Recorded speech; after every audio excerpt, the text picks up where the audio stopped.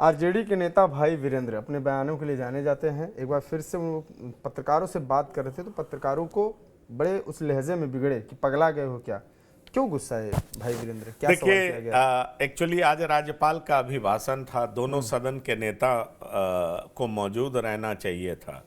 आज नीरज कुमार सुबह सुबह पहुंचे और आप जानते हैं कि नीरज कुमार जिस तरह का तंज कसते हैं उसका जवाब देना दूसरी पार्टी के लिए आसान नहीं होता। बड़े बिटर सवाल करते हैं। और आपको ये भी याद होगा कि नीरज कुमार उस तरह के प्रवक्ता माने जाते हैं जिन्होंने प्रशांत किशोर को भी आड़े हाथों लिया था, जबकि प्रशांत किशोर के सवालों से बहुत सारे नेता भाग रहे थे। तो अब ऐसे में सवाल उठता है कि आज नीरज कुमार पहुंच गए, पत्रकारों के बीच में कहने लगे कि अरे भाई कहाँ हैं हमारे प्रतिपक्ष के नेता, बीमार हैं, बाहर घूमने गए हैं, क्या लज्जा से नहीं आ रहे हैं, शर्मा रहे हैं, राबड़ी देवी मिलेंगी तो हम जरूर पूछेंगे, प्रतिपक्ष के नेता हैं, उनका यहाँ रहना जरूरी है, वो दिखाई क्यों नहीं पड़ रहे हैं। मतलब इतने तरह के सवालों का बौछार उन्होंने लगा दिया कि पत्रकारों के दिलो दिमाग में भी एक वो कहते हैं ना उत्सुकता जाग गई कि भाई कहाँ है तेजस्वी यादव और क्यों नहीं दिखाई पड़ रहे हैं। आज बड़ा महत्वपूर्ण दिन है, तीसरे ही दिन गायब क्यों हैं? राज्यपाल का अभिभाषण है, उससे गायब कैसे हो सकते हैं प्रतिपक्ष के नेता? कुछ पत्रकारों ने इस तरह का जवाब पूछ लिया भाई वीरेंद्र से। अब भाई वीरेंद्र ने जब जवाब दिया तो उन्होंने यही कहा कि भाई पगला गए हो क्या, तुम लोग का दिमाग ठीक है। और ये भाई वीरेंद्र का स्टाइल है। अब वो कौन वाला भाई है ये तो अब पब्लिक तय करेगी, लेकिन सवाल पूछने पर कहेंगे कि पगला गए हो क्या, तो इसका मतलब लोग क्या लगाएगा? जरा ये सोचिए कि अगर प्रतिपक्ष का नेता बीमार हो तो क्या जनता जानना नहीं चाहेगी? प्रतिपक्ष का नेता सदन में उपस्थित नहीं हो तो क्या जनता वजह जानना नहीं चाहेगी? राज्यपाल का अभिभाषण हो, उसमें प्रतिपक्ष का नेता मौजूद नहीं हो तो क्या जनता इसको जानना नहीं चाहेगी? और खास तौर पर क्या तेजस्वी यादव के समर्थक ही जानना नहीं चाहेंगे कि आखिरकार तेजस्वी यादव हैं कहाँ? तेजस्वी यादव कोई ऑर्डिनरी व्यक्ति तो है नहीं। तेजस्वी यादव प्रतिपक्ष के नेता हैं, आरजेडी के आप कहें तो लालू प्रसाद के बाद वही नेता है। ऐसे में सवाल उठता है कि सदन में उनकी गैर मौजूदगी और खास तौर पर ऐसे इंपॉर्टेंट अवसर पर उनकी गैर मौजूदगी सवाल तो खड़े करता है। सवाल नीरज कुमार ने खड़ा किया था, पत्रकार का काम था उसका जवाब लेना भाई वीरेंद्र से। लेकिन आप जानते हैं भाई वीरेंद्र का अपना स्टाइल है। उन्होंने पंचायत समिति से जब बात की थी, वो वीडियो ऑडियो वायरल हुआ था, तो आपको याद होगा वो उनका अंदाज क्या था कि तुम इंग्लैंड से आए हो क्या, तुम भाई वीरेंद्र को पहचानते नहीं हो, मनेर के विधायक को जानते नहीं हो।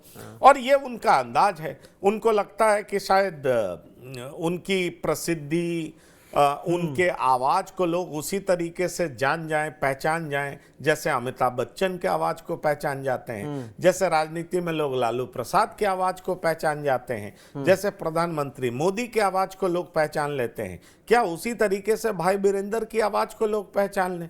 पर ये उनका स्टाइल है। और स्टाइल की एक बड़ी वजह भी है कि हर एडवर्सिटी में वो चुनाव जीतते हैं। अब मनेर से जीत करके आए, समझ लीजिए जहां 25 विधायक आरजेडी के जीत के आए हैं उसमें भाई वीरेंद्र भी जीत करके आए। तो बार बार जीतने के बाद वो तरीका क्यों बदलें? उनको लगता है कि उनका यही तरीका बड़ा हिट होता है। आपको याद होगा विधानसभा के परिसर में उन्होंने कई ऐसे शब्द का भी प्रयोग किया था जो अपशब्द था। कई यूट्यूबर्स, मीडिया के लोगों ने उसको चलाया नहीं, और चलाया तो विप लगा दिया, जिससे ये बता सकें कि भाई वीरेंद्र किस तरह के शब्दों का प्रयोग करते हैं, और वो भी विधानसभा परिसर के अंदर करते हैं। तो ऐसे में सवाल उठता है कि एक प्रतिनिधि का दायित्व तो क्या होता है, कर्तव्य क्या होता है, उसका आचरण कैसा होना चाहिए, वो पब्लिक में बात करे तो उसका बिहेवियर कैसा होना चाहिए, वो मीडिया को एड्रेस करे तो उसको कैसे बात करना चाहिए। इन तमाम चीजों पर अगर वही लोग नहीं सोचेंगे जो कानून बनाते हैं, जिनकी जिम्मेदारी सबसे ज्यादा होती है, आप अगर इनसे बात करेंगे तो ये आपको सुनाएंगे कि प्रोटोकॉल में ये चीफ सेक्रेटरी से भी ऊपर होते हैं। प्रोटोकॉल में अगर ये चीफ सेक्रेटरी से ऊपर होते हैं तो क्या कंडक्ट में इनको एक ऑर्डिनरी पुलिस से नीचे होना चाहिए क्या? सवाल ये उठता है, क्या इतने बड़े ओहदे और प्रोटोकॉल वाले व्यक्ति को इस तरीके से बात किसी मीडिया के लोगों से करना चाहिए क्या? ये एक सवाल तो है ना जो हर मीडिया कर्मी, आम लोग ये जानना तो चाहेगा कि क्या इस तरीके से बात करना चाहिए क्या। और सबसे बड़ी बात यह है कि जनता बार बार आपको इसी रवैये की वजह से रिजेक्ट करती है, तो क्या आप कोई लेसन नहीं लेते हैं क्या? आप क्या उसी सदी में जी रहे हैं, उसी दशक में जी रहे हैं जब आपको लगता था कि ये सब चलता है, पर अब नहीं चलता है। भला ये सोचिए कि आपका इतना व्यापक जनाधार है, कहा जाता है कि आपकी गिनती ही 32% से शुरू होती है। 32% से शुरू होने के बाद आप 25 पर पहुंच जा रहे हो, और फिर भी आपको यह समझ में नहीं आती कि आपका कंडक्ट कैसा होना चाहिए, आपका व्यवहार कैसा होना चाहिए, आप बातचीत में कैसे हो। अगर आपको यह भी समझ में नहीं आता है तो मुझे लगता है जनता ही मालिक है, जनता ही जनार्दन है, हर बातों को नोटिस में लेती है, समय आने पर इससे भी बुरा परिणाम दे सकती है। ठीक है।